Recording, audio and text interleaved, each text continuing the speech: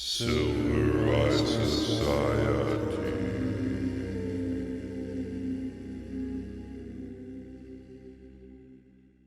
Welcome to the Silver Eye Society podcast, the podcast where we look at films to find the ancient themes behind our modern issues.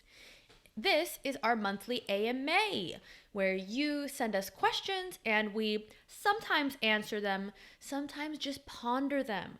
We don't know the answers to everything. Sometimes it's just good to try to answer something. That's good enough. A for effort, A for AMA. So let's get started. We've got several questions in this public portion of the AMA. We're going to talk about some video games and the philosophical elements of them. We're going to talk about the Ukraine. Get ready. But particularly the media. We're going to drag the media, as we love to do. We are going to talk about when consideration for other people becomes a problem. So that boundary between caring, being considerate, but also not being a doormat. And we will talk about why we started this podcast. So let's jump right into this public portion. We got some other questions coming up in the private portion. We'll talk about combating censorship, what the best way that you can do that as an individual. We will also talk about what it means to feel empathy. How do we do that, I guess, when we are connected to gajillions of people? It's not really realistic to feel empathy for everybody all the time. So what that boundary needs to be between genuine empathy and then actually drawing a line where you're not feeling guilty for not constantly empathizing with every person.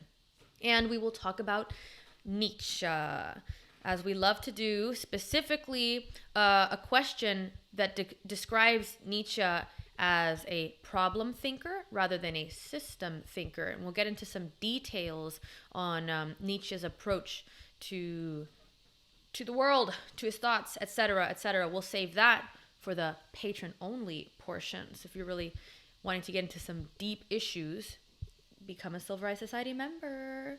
But you are here now, and we are in the public portion of the Silver Eye Society's AMA.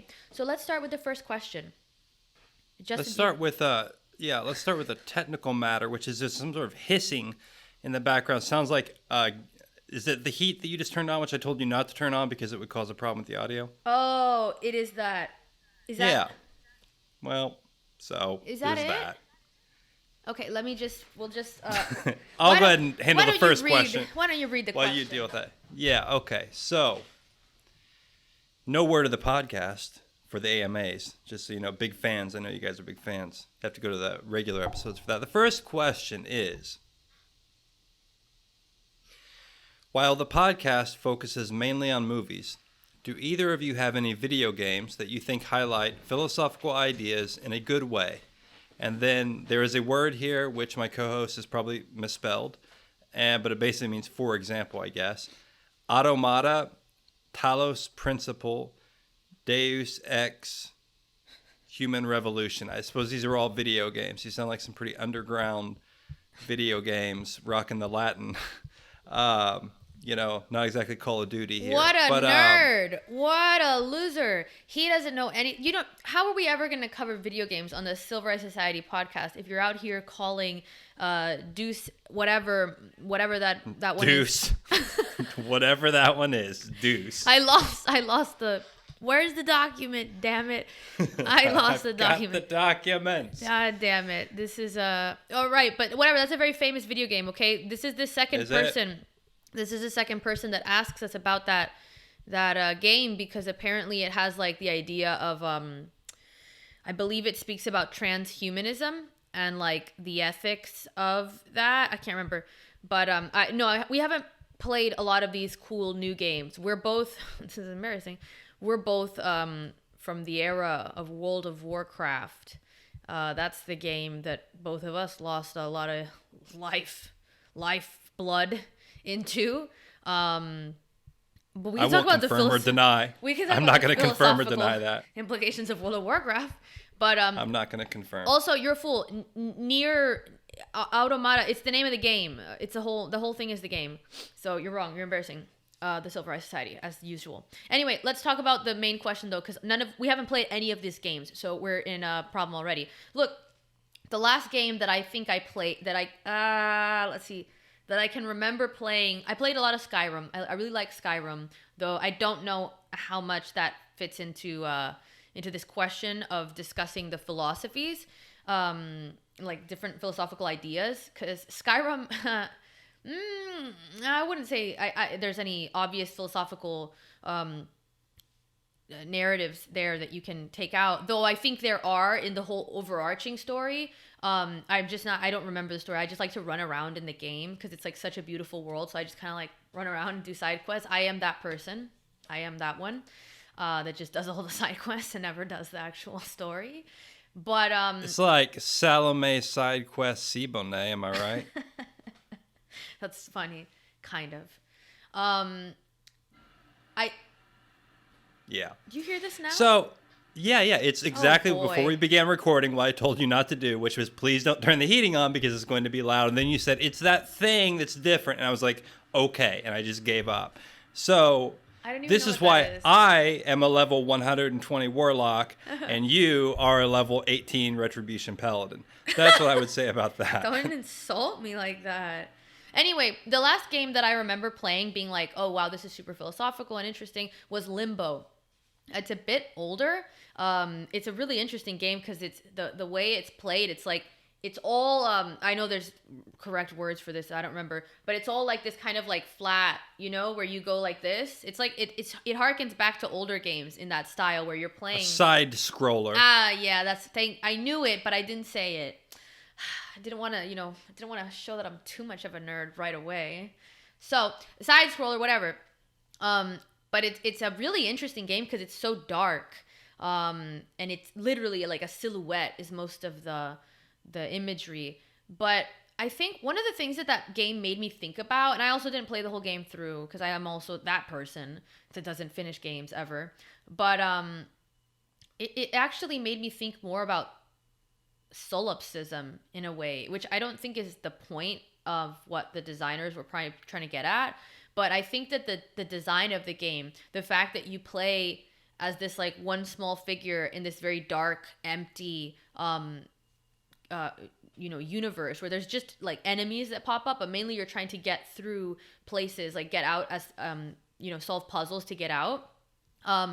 It has this solipsistic feel, like you're the only thing in that universe. And I don't know, I like that about it. Like it had this very haunting element to it, though there are other things in the universe. And solipsism is also like, it's not that you're the only person in the universe, it's that you have created that universe of your own mind. If I recall what solipsism is correctly. Okay, stop embarrassing us in our podcast. I have gotten a request from a Silver Eye Society paying member, Patreon, who asked about the video game Inside. And as a responsible member of the Silver Eye Society, I actually downloaded the game, purchased it on my own dime, as they say, and began to play it to see if there was anything that we could do there with the podcast. Because there have been a couple of people who have said, you cover movies as the basis for the ideas of your podcast. Why don't you do that with a few different video games? And I played Inside for 2 hours, maybe one night. I think it may be related to the game Limbo that you were talking about. I think we said that it was. Yeah, I think we found out that something was related with it. Well, maybe the sequel to Inside. I'm not sure. But anyway, I'm not certain that we can do that with video games. Plus, the time commitment to explore a game, even a smaller game, is so much greater than a movie that you watch to then start. But we're exploring that idea. We'll continue to explore it. I will personally confirm that I will check out these video games and take a look at them. What are you scoffing at me for? I'm speaking to the people. Speaking to the people who have taken the time. Look at the work he's willing to put in to the Silver Eye Society. It's just so... Thank you. I'm not scoffing. I'm choking up that you'd be willing to take on so much of a burden for this society and for the patrons. It's touching. All right. Yeah. So we don't have any great answers for this one in terms of like specific games, but we do want to eventually do that. So it is a good question and one that we have gotten before. So please contain yourselves, members of the Silver Eye Society. We're getting to it. Now let's go on to the next question, which is a hot one. Do you believe the people who claim Ukraine isn't what the mainstream media claims it is? I don't believe anyone. So there's that, first of all. So this is my own opinion, not my interpretation of other people's opinions, because I don't know who those people are anyway. I don't believe by default much of what comes out of the mainstream media anymore. I think that after several years of constant bungling in many egregious ways, much of the coverage of riots, of protests, of the pandemic, I think it would probably be irresponsible to take at face value whatever the mainstream media, especially initially, puts out about the Russian invasion of Ukraine. I think that all that information should be taken with extreme skepticism and with a critical eye immediately. We may also consider that this mainstream media has a long history of getting war coverage wrong and getting Russian coverage wrong, or Russian, certain Russian stories, getting those wrong too. So the media's, how can we say, inappropriate, often unethical coverage of foreign affairs, particularly foreign affairs that may lead to U.S. intervention, is a cause for serious skepticism in considering whatever coverage they present of Ukraine, particularly at a time when it is such an early development. We don't know everything yet, and neither do they. But that doesn't mean that they don't have their own agenda in how they cover things. We've already come to see that the news, particularly mainstream media, has, partisan tendencies that should be considered. And it's no different with something like the invasion of Ukraine. There are still these partisan tendencies. We just may not know what they are yet. And it's a time of chaos. And so it's very easy to get swept up in sensationalist media. And, I just don't trust the mainstream media, particularly on affairs like this, because they have a history of covering war inappropriately and promoting war that later turned out to be a very bad idea. So that's my take. So I'm going to give some reasons why I think that this is difficult. So first you have this, and so first let's decide what we're talking about mainstream media. I assume you're talking about CNN, Fox News, the basic cable media landscape, the main newspapers, New York Times, Washington Post, whatever it is, that. So I thought about this question, and I've thought about, I'll say in general, this is an area of the world that I know a little bit about. But let's just talk about the media part of it. So first, there's viewpoint bias. So I was born in America. I'm an American. Bruce Springsteen told me so, I think, a long time ago. He said, born in the USA. He was talking about himself and me. So that comes with a certain just bunch of things that I automatically tend to believe in. And if this person is from America or a Western democracy or whatever, they probably tend to just take these things for granted. The idea of democracy, it's just a word, means a whole lot of different things to a whole lot of different people. But these are kind of things that are just not really thought about a great deal. They're just taken for granted. That means everybody that's writing all these stories and everyone that is reporting on this in the mainstream media, they have these ingrained already biases towards certain things. All right, so there's that. There's the other aspect of money, and I think that's a real thing that we can't ignore. So you have major defense companies that sponsor shows. And if there's anything to be said right now, they're very happy because there's been a debate over American troops stationed in Europe and in Asia, permanent bases and all that. That's been going on for a very long time. And the questions about contributions from individual NATO member countries and the proportion of their GDP for defense, that's been going on for quite a while, that conversation. But at the end of the day, Lockheed Martin and company is happy because there's going to be a whole bunch of weapons purchased. They're always happy when there's conflict. That's their job. Fine. So there's probably some aspect of that plays into it. I'm not convinced of this entirely. This was kind of also the narrative about Pfizer, has commercials on every mainstream media channel, and well, is that influencing their reporting of the pandemic and all that? There has to be some aspect of this, but it's unclear to me how direct the relation is to this. And it's just important to, before you go on, it's just important to keep it in mind. It is important. There is a concept of vested interests, and you should be aware if an institution or a person has vested interests in certain outcomes. It does not necessarily mean that the outcome that occurs was a result of that vested interest, but it does mean that there is a potential for influence by that vested interest. For instance, I like Italian food. It's my favorite thing. Now, if we end up at a restaurant, if I go out and I end up at a restaurant that's Italian, it doesn't mean that I necessarily orchestrated everything to get there and forced all the people to go. Sometimes I may just put in a word. I may give a suggestion for what I would like to have happen, for what I would prefer.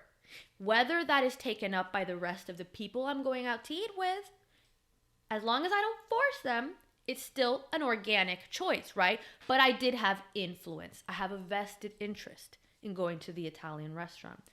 It's not a conspiracy. It's not a conspiracy if we end up there. Great.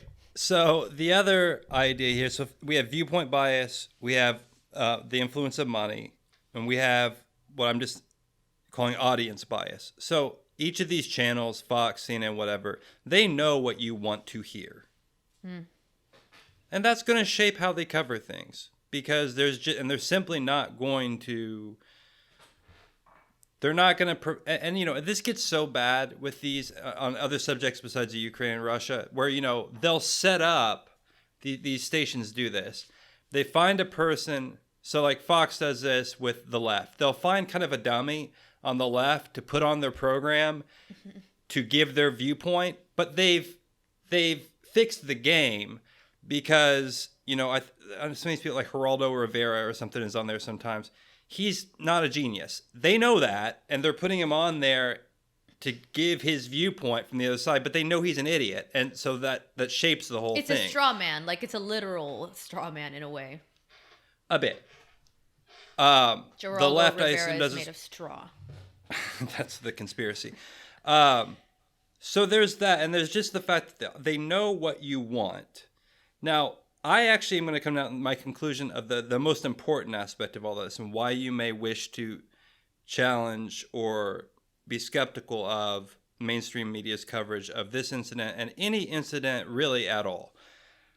Laziness / stupidity. Now, I have written nonfiction in the past for money, as I believe you have said on this program you also do, right? And I don't really care that much about the content that I'm writing. I'm doing it for money. That's the reality. So here's what happens. I'll give you a very specific example. Again, speculation. So you'll have heard of the country of Belarus, which is playing a part in this whole thing. I'm not going to review why. I can if you want, whatever. Belarus has a dictator called Lukashenko or something like that, right? Now, almost every time you read an article in the past about Belarus, and to be fair, none of you really probably do, but maybe some of you do. I mean, let's just be honest. This whole thing, another aspect of this whole thing is that a bunch of people all of a sudden just realized what the Ukraine was. That to be fair. So anyway, my point is, so here's what the writers will often do when they speak of Belarus, and you'll find this sentence. They'll say, the longest serving dictator in European history, Lukashenko, right? There's a little factoid, and what writers do is they just steal little factoids from other writers because when they did the research to background write on it, it's lazy, and then you can just say that because like you don't have to think about that sentence. And then the process of that's not necessarily an incorrect fact. It's just that you have to understand the people on the other side of the screen that are writing the information for you and presenting the information for you. Most of them aren't experts on Belarus, Ukraine, Russia, whatever. So there's a certain type of laziness to this. And I saw it. I'll give you a brief example. Well, there's a certain amount of laziness. That's the lazy part. And there's a certain amount of stupidity is a harsh word, but I'll use it. And I'll give you two examples of this. I saw yesterday. So, in my balanced way, I'll give you one on the left and the right. So Fox News had a little YouTube video that popped up, and it was stuff about the Ukraine. They're using an old photo of the president of the Ukraine in military garb that was taken before this conflict, apparently. But they use that there. Now, I clicked on this little video, and here's the people that are part of this roundtable discussion. It was the host. I don't know what her name is. It was some ex-general that, you know, there's a whole... I have issues with some of our former higher up military people that haven't maybe done a great job in some of our past conflicts. And then there was Kennedy. She was from the 90s, like a video host on MTV, and she's somehow like now a person. That's who that is? Yes. She yes. was on I guess MTV? Yeah, I guess she turned like into Tea Party members. I don't know what happened, but anyway, the point is, and hey, maybe I'm wrong. Maybe I don't know. Maybe Kennedy is an expert on the history of the Ukraine. I don't know. Maybe she is, but that's the level of analysis you're getting for that. Now, flipping through CNN yesterday about this crisis, Turkey had just suggested closing down the Dardanelles, the Bosphorus, all that to Russian warships. And from NATO members, CNN reported, including Bulgaria, Romania, and Georgia. And I'm like, no. Romania and Bulgaria are NATO members. Georgia is most certainly not a full NATO member. This was one of the problems in 2008 when there was a declaration called the Bucharest Declaration where NATO said, yeah, we may try to extend NATO membership to the Ukraine and Georgia. And Putin was like, nope. Not doing that, and within a few months, there was a war in Georgia where Russian troops were sitting in the capital of Georgia. So, to call it stupidity is harsh. I understand that. And look, things are moving fast. These are live updates. I don't know who the person over there typing away, doing the live updates is, but Georgia is not a member of NATO as far as I know. They've been given some, like, these kind of, like, half statuses, like, yeah, someday. So, there's a whole bunch of different reasons broadly why you can't just take for granted exactly what you're hearing. And then a final one is this new thing, which is actual information warfare that is done by all sides of a conflict where there's fake stories, there's actual fake footage, there's all this kind of things, and that's a whole nother issue that we're going to be dealing with in the future as well. Yeah. So in sum,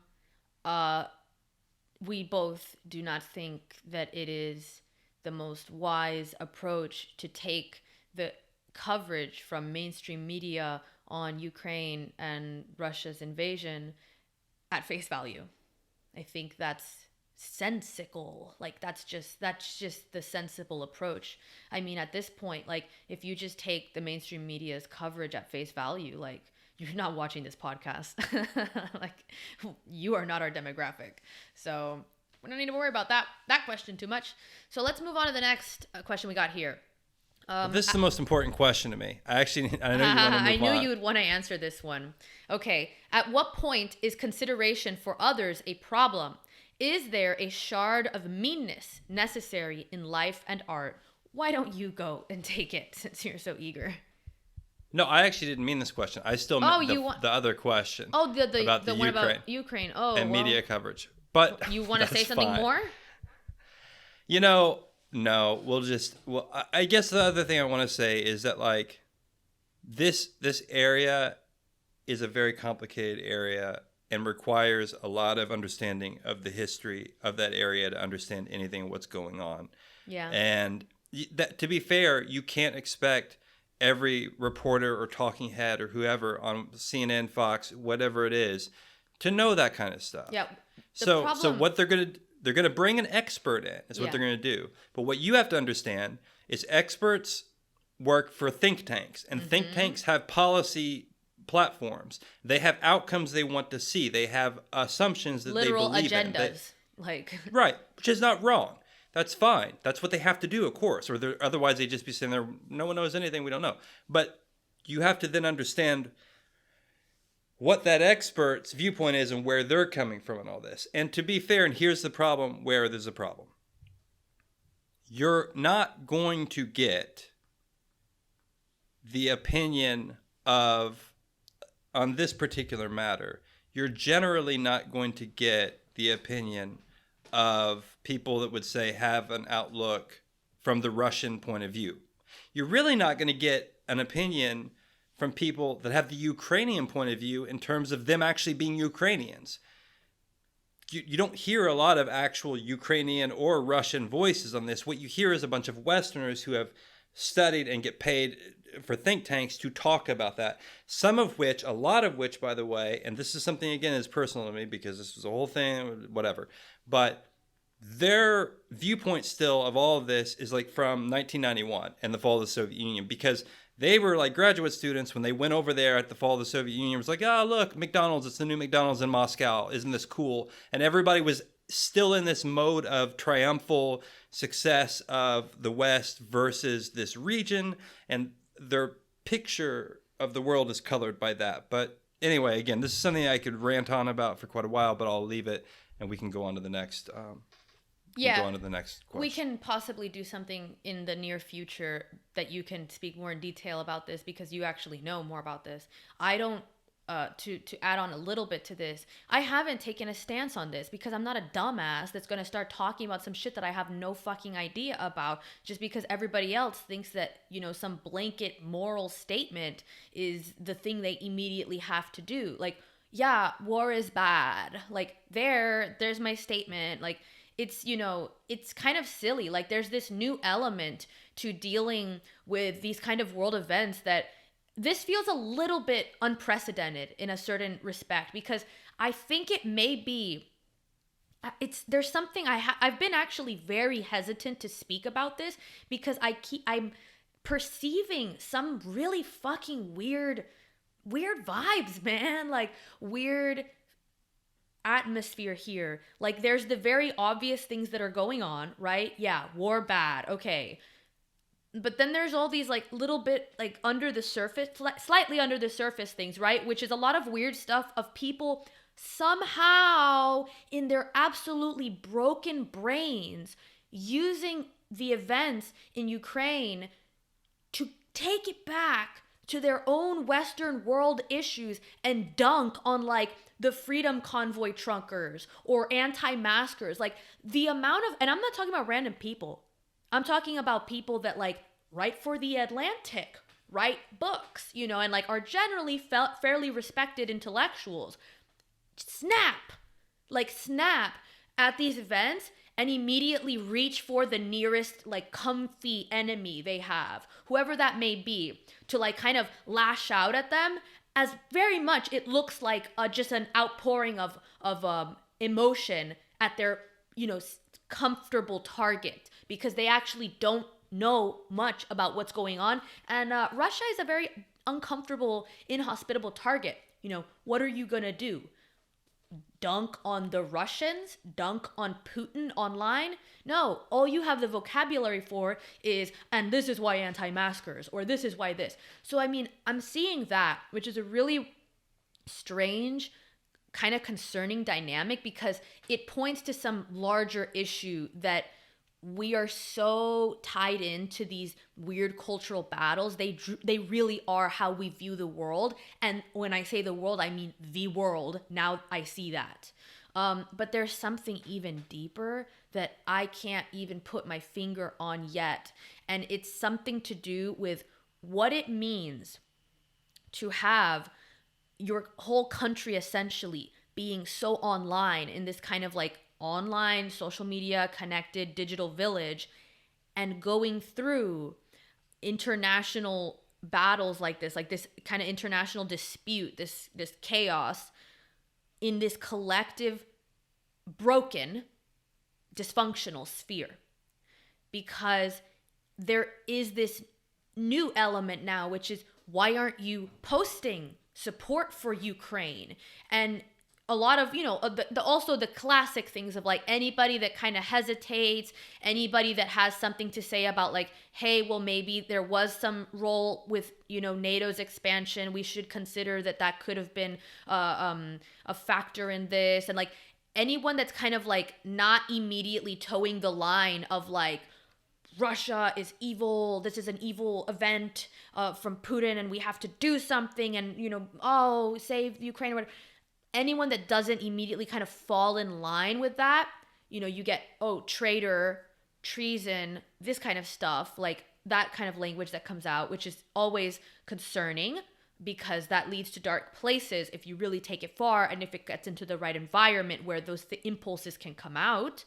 But there's something very strange about this ability to collectively experience something like that at this scale on the world stage, because there's something different, right? Nobody cares about Yemen, nobody cares about fucking Iraq even. Like somehow we're detached from those countries, and those disputes predate our existence online in this way. So it's like somehow that we're inoculated against like experiencing them collectively. There is some weirdly traumatic element, and I don't mean that in the like, oh, we're in trauma, we're like, there's something that jarred people. Like this event very clearly has jarred the Western world in many ways, and not all of them are the obvious ones. And I haven't put my finger on that yet, but it's something very strange is going on. And so because of this, I'm not taking an immediate stance as if I fucking know anything anyway. Obviously, I think invasion is bad. Like, oh, so glad I've put that out there so someone can, you know, lap up that intellectual take as if that's, you know, helping the world somehow. But I'm not comfortable, you know, articulating views at any length on that dispute yet, because I'm still really trying to perceive what is happening with the wider culture about this. And it's also like, man, who knows? Things are complicated. Like, you know, people rush to take a stance that's very like starkly moral in the beginning of something like this. And then it's like, as developments occur, the gray starts to come out, and the complexity and the nuance. And then it's like, you already made your stance, so you kind of like want to dig your heels in and then just justify, well, I said it because of this. And like, well, if you look at this, and it's like, if you embrace the complexity and the ambiguity of a situation, you'll be more able to get a better view of it, to have more insight, because you'll be more open to that instead of just trying to justify the view you immediately took. So that's how I'm approaching this. Okay. Yeah, it's very complex. And also, I mean, do you even want me to talk about what you just said, or do you want to just go to the next thing? Let me see how much time we have. Do you have something meaningful that you think is worth adding to that? I mean, you can, because you know a lot about this. So it's like, it's unfortunate that we're not touching it yet, because I feel like you'd be useful, you know, you'd have useful things to say on this in more length, but we're speaking on it in a more roundabout way, you know, speaking about the event around it, not the actual thing. Yeah. Probably should just let it go. I mean, because the only thing you just said there that is I'm not really a part of that dynamic on social media anywhere where everyone like posts things so it's a little bit outside of my thing. But the only thing I will say about that, of course, is that none of that, all that stuff disappears in time anyway. So it kind of doesn't matter. Right. So it's done within 24 hours. Someone puts a little thing. And then, I mean, fuck, dude, it's too complicated. We'll have to do our own thing because, like, there's a reason. I mean, look, it's not people. We seem to have this thing in America and the West because we do have a more free media landscape than anywhere else in the world. I believe that. I think that's true, and it's been true historically. I really do. But if you don't understand that there's vast amounts of money at play here and vast amounts of extremely important to organizations which most people don't even understand, like NATO, that plays out online, and people have been for a long time knowing about manipulation online, knowing about cyber warfare, knowing about all these kinds of things. There are people that deal with this. You understand that in our government and in the Russian government and the Chinese government, all the big power players, like, you understand that there are people paid to do propaganda, right? Like, this is I don't think, like, look, intellectually, I think we all kind of know that, right? Like, oh, there's propaganda, there's bots and whatever, and like all that stuff. Like, Rogan has spoken about that. I think he had someone on that they spoke a little bit more at length about, like, you know, these like troll farms or whatever, where they're just like putting out sentiments that are meant to kind of sow strife in, you know, Western culture. But I think that that's really hard to process and to keep in mind as you use social media. I think that we might intellectually know that. Like, if we have a conversation, we'll say, yes, we know that there's propaganda online. We know that governments do that. But when you sit there with your phone and you look through stuff and you have emotional reactions to the stuff that's in front of you, and you're not using that part of your brain where you're being very critical and suspicious, you know? Especially, like, this stuff is probably getting a little bit better, you know, by the day. So it's not like it's going to be so obvious all the time either. And who knows at this point how complex these things are getting. Like, how many, you know, it's very likely we reach a time fairly soon where this kind of propaganda campaigns can actually create social movements that are completely fictitious, that appeal to people and push people in a certain direction. Like, it will be an entirely false social campaign. You think that hasn't happened already? I mean, what do you have any examples? It's not a 100% thing. That's not how none of this works that way. Yeah. What you do is you find people that are already prone towards a certain outlook. And then you supply them with money and the ability to do things. That's all. It's not. The world isn't constructed this way. Influencers are being weaponized. It's been done. LA is a terrorist cell. Who do you think? This is very, very complex again. But, like, so NGOs, non-governmental organizations. Mm-hmm.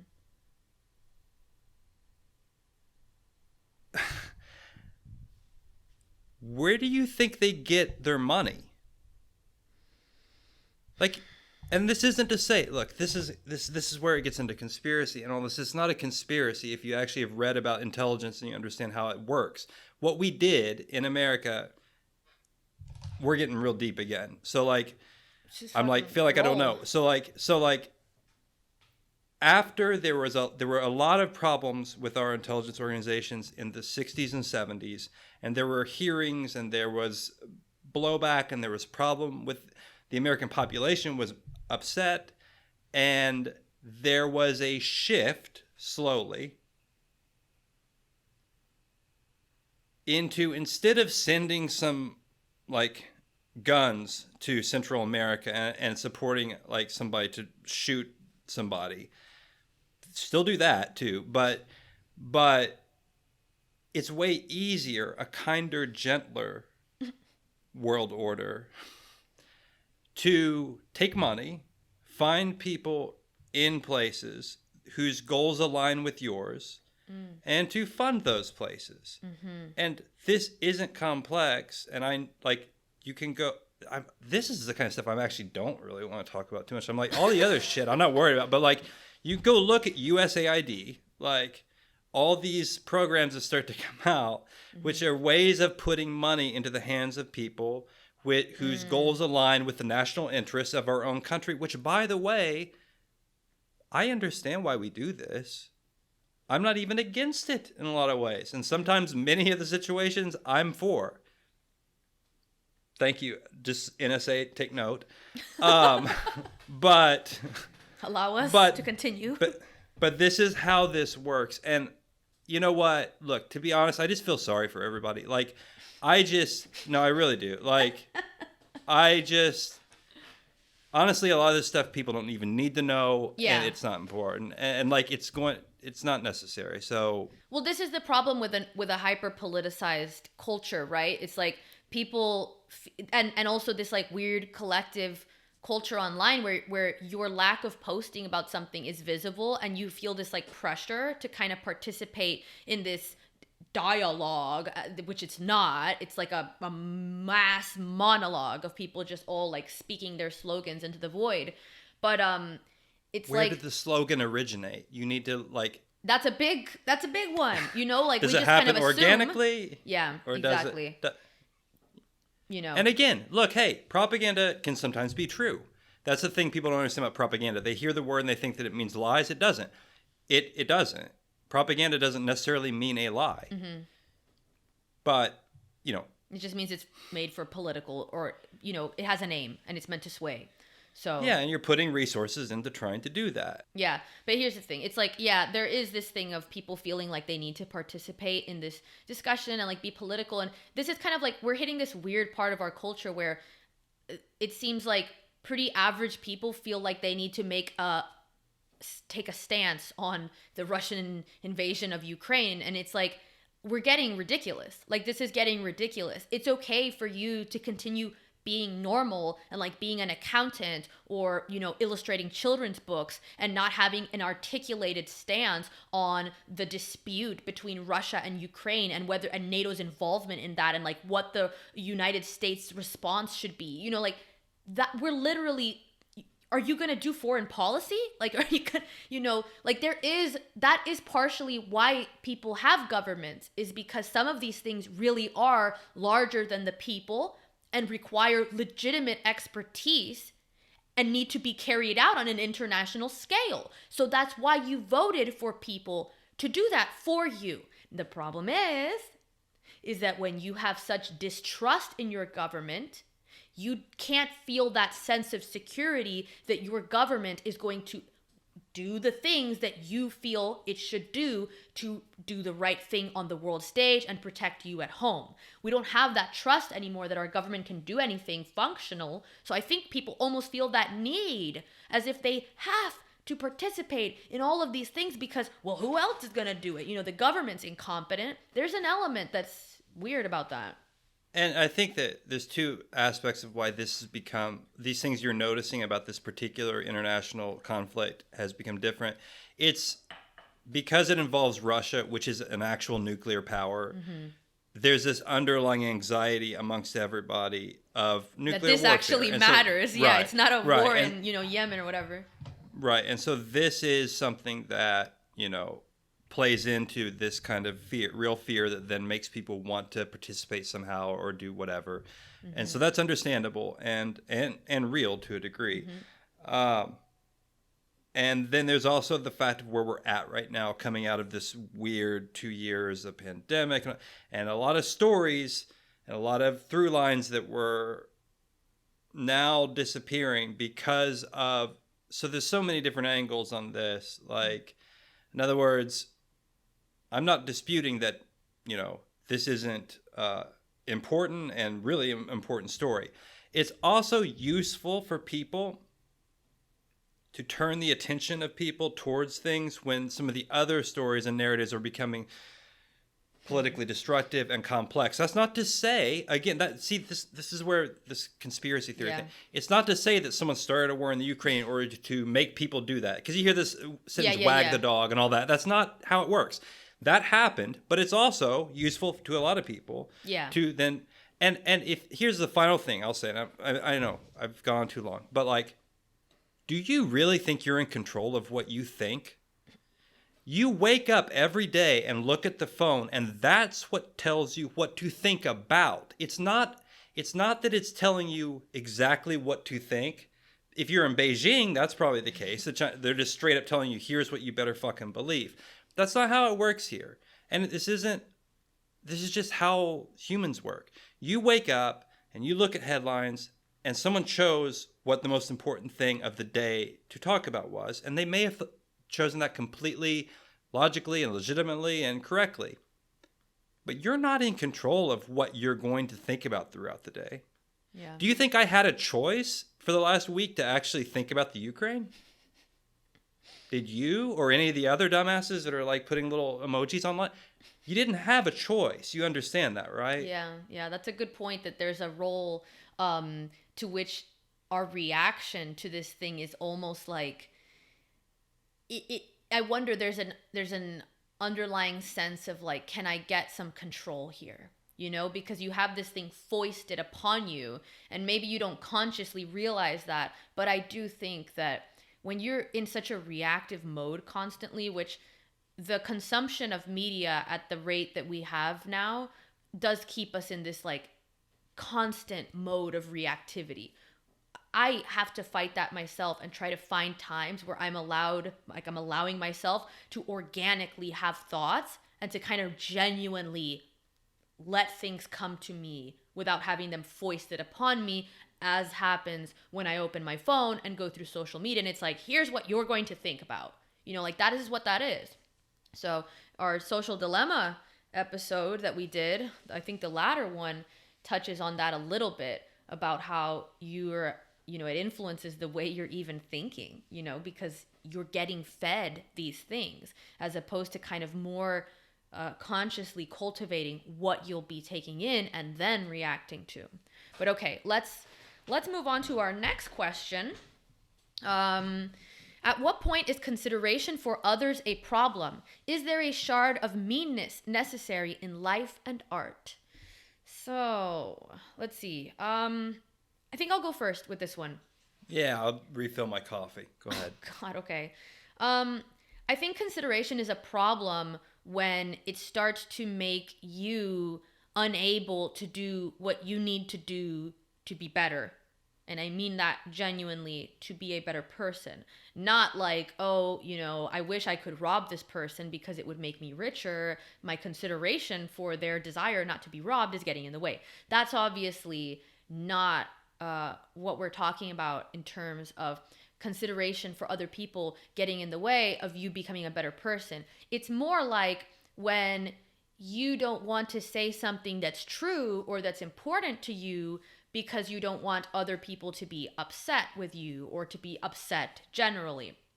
That type of consideration can show up in this kind of way where you also try to curate people's emotions for them, and it's people pleasing. Also, that's the dark side of this idea of consideration for other people, is when you're just trying to keep people happy regardless of what that requires. So that may require lying to them or allowing them to go out into the world and to carry on with a really inaccurate view of either themselves. So that's someone that thinks that they're doing the right thing when they're hurting other people or hurting themselves, or having a warped view. So thinking that the actions that they're taking are going to take them somewhere when you can see something that maybe they don't see. Maybe they're really just kind of like banging their head against the wall with what they're doing and they're not realizing that, but it would upset them or possibly offend them for you to tell them that truth. That's something that you have to decide.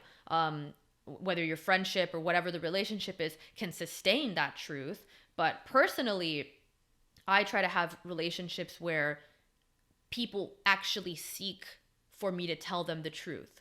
So I think consideration for others becomes a problem when it starts to impose upon your ability to live a well-developed and an actualized life, a life that is good for you, because ultimately that's good for other people too.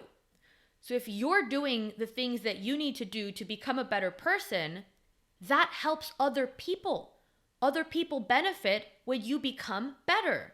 So if consideration for another person prevents you from becoming a better person, from becoming the person that you want to be, that consideration has taken on this kind of like dark tone.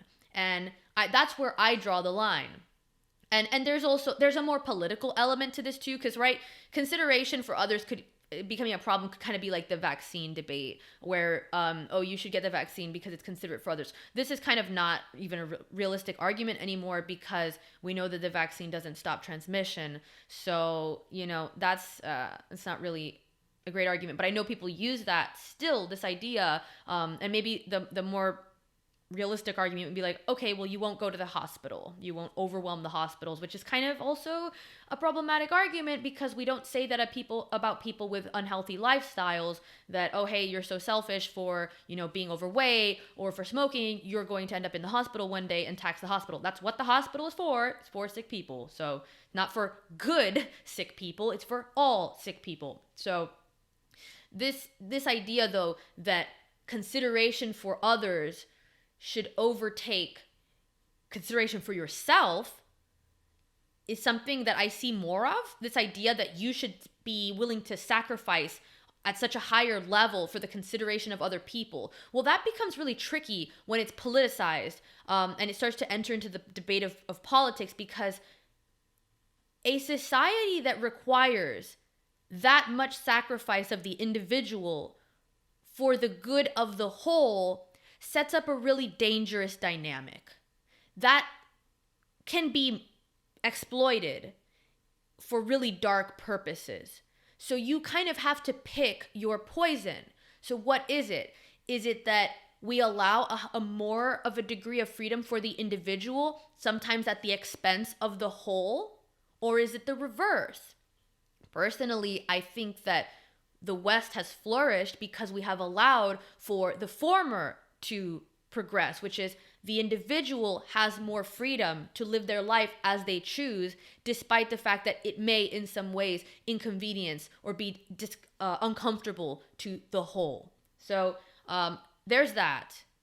I think that's about, it's a tricky question because it's one of those things where you border, right, like two pretty real values, which is you don't want to go to the other extreme of, I just really like murdering people. What, I can't live my life fully? If I want to murder people, why shouldn't I be able to? Obviously, this is a weird, silly argument that people end up using to push that idea to the extremes and then discredit it because it doesn't work in the extremes. But neither of these points work in the extremes, whether it's like individual freedom or, the good of the whole. If you take both of those to the extremes become, dysfunctional. And then let's have you answer that question before we go on to the second part of it. At what this point? is our final question for the episode? No, there's a last question, but there's a second part of this question. So the first part is, at what point is the consideration for others a problem? Okay, well, I want to say it again, so let me repeat please restate it. I did. I tried. Well,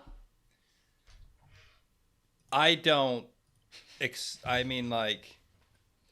Is there a meanness necessary in life? No. Oh. See, this is why I read the question to you, and you interrupted me and scoffed at me. This is what I purposely did. You went off to get coffee and left, something behind in the kitchen because it's the first part. Answer the first part. Yeah, well, there's first. two separate questions here. This is what I told you, and I said we'll do the first part. There's three questions left then. Okay. So I'm getting irritated. I need more nicotine and caffeine. Oh, boy. So, the fuck, dude. Yeah, my brain isn't working correctly. Well, you expended it all on the what point is consideration for others a debate problem? with Ukraine. Yeah. I mean, doesn't everyone know like how to act? I mean, don't be terrible. Don't be violent. Don't be purposely mean. I think the best way to check this is if you're about to do something to somebody and you're going to take pleasure from it, then it's possible you're doing something just for yourself in a mean way. You know, that doesn't mean you shouldn't stand up for yourself and like who are we fooling here? Everybody's out for themselves to a degree. You live within, you inhabit your own body, and you exist. I mean, a lot of this stuff is just, I get it and all that. I don't live in that milieu, you know? So I don't know. It's not. Lacking. Bring back the zest that you had for Ukraine and Russia dispute. So here, second part of the problem. I'll answer this. Second part of the problem. Second part of the question. Is there a shard of meanness necessary in life and art? Absolutely, yes. Like, this is one question that I can answer with, there's not a lot of gray to this question. There is a shard of meanness is a good way to put it also. Though I wouldn't necessarily say it's meanness per se, though many will interpret it as meanness. It's more just like, it would be disagreeableness, really, is what it is, actually, that you're getting at with this question. But that is interpreted as meanness often by people who want you to acquiesce to what they want. So then your willingness to dig your heels in and say, no, that's not right. I don't feel comfortable with that. This is what I believe, or this is what I want to do. That will be interpreted as meanness when really it's self-determination and the unwillingness to comply, to acquiesce. In life, you need that. It's very fucking hard for some people to have it. I am not one of the people that has a naturally developed meanness. I'm the other extreme. And it's been my whole life trying to develop that level of disagreeableness that protects me from being taken advantage of by people who have no problem taking as much as you're willing to give. That's why you need that, because it protects you from exploitative people. If you're not going to advocate for yourself, if you're not going to defend the borders of your own life, essentially, you're going to be invaded like the Ukraine. So that is necessary in life, but it's also necessary in art. Maybe more so. Maybe more so, actually. If you're going to be an artist, I bet you would need to be more disagreeable, because you also need a bit of insanity to make things that don't exist, and then to say, these things are good, I will continue to make them, despite the fact no one likes them right now. And potentially no one will ever like them. So that's a dash of insanity. And the disagreeableness is the willingness to touch things, to deal with things that most people aren't going to want you to touch, because that's what art is. The best art is the art that no one actually wants to make, It's because you're dealing with something that's uncomfortable, that's not yet articulated maybe in the culture, and then it comes out in art first, in this kind of like different mediums that aren't so obvious. And then later, of course, the culture is like, oh, well, this was brilliant. Wow, this is so great. We get it, of course, But at first, really great art is, it's always scorned and condemned, because I think that that's what it is. It's dealing with something that's not yet articulated within the culture, and you have to have that sense of like, I'm going to dig for this, I'm going to go after this, despite the fact that I'm going after it alone and no one else is willing to look at it with me, and perhaps maybe people are going to shame you or burn you at the stake for it. Not anymore though. They'll just burn you at the NFT stake. So the stakes are lower in some cases. So maybe you need less meanness now, but it is good to have that edge, especially if you're a person that's naturally more agreeable like I am. You have to more consciously develop it. So what about you, buddy? You don't have the same predicament that I do. No, I just don't. Yeah, you don't. Yeah, and I go overboard on the other side probably. Here's a useful life tip for you. Just say no to everything immediately. And then, what do you know? I'm telling you, I'm trying to explain. Listen, and this is going to segue right into our last question, which I can take, and then I can go get water. Just Like say no to everything coming from the man that does not largely participate in society. So just let me finish take that in my mind. sentence. This is what I do. I say no immediately to give myself a little bit of thinking space to consider whether or not I want to agree on something.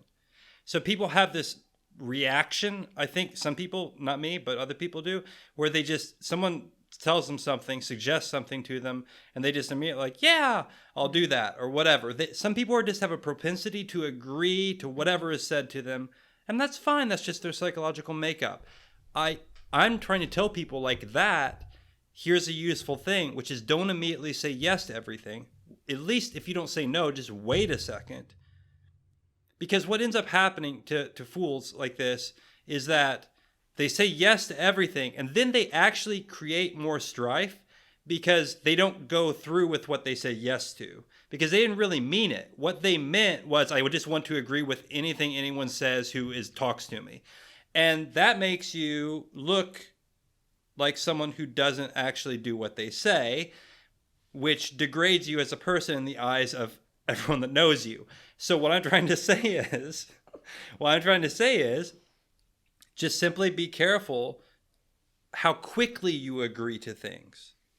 Make sure that you can follow through. And now, look, I'm not pointing out anyone here in particular. You're literally describing the exact situation that I recently had, that we recently discussed with the bathtub, remember?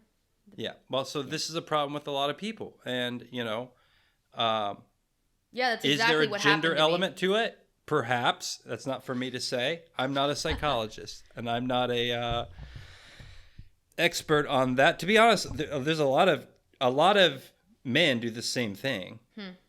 They just agree to, like, you can just tell them anything, just like an idea will pop up, and it's just like, yeah, to anything. And it can be a dumb idea, and they'll still just agree with it because they want to, like, but then they don't follow through on anything. And I just think that's bad for everybody involved. That's all. So just say no immediately, and then, hey, guess what? Everyone's happier if you say yes the second time, or yes after you've considered it. You know, people say to me, hey, do you want to do this? Do you want to do this X? And I just say no immediately, or I don't answer, and then I wait. And I take time to decide if I really want to do it. And then when I say yes, I always show up. This plays into the final question, which we can answer, so that I can then go get water and rehydrate myself for our second part of the AMA. This question being, how did you start the podcast? Oh. And I will simply say that I have to give you full credit for the idea and starting the podcast itself. But if you recall, I immediately said no. Because that is what I do. Because when I actually pitched the idea to you, I told you, don't immediately dismiss it. I remember specifically telling you not to immediately dismiss it because I knew that's what you do. Yeah.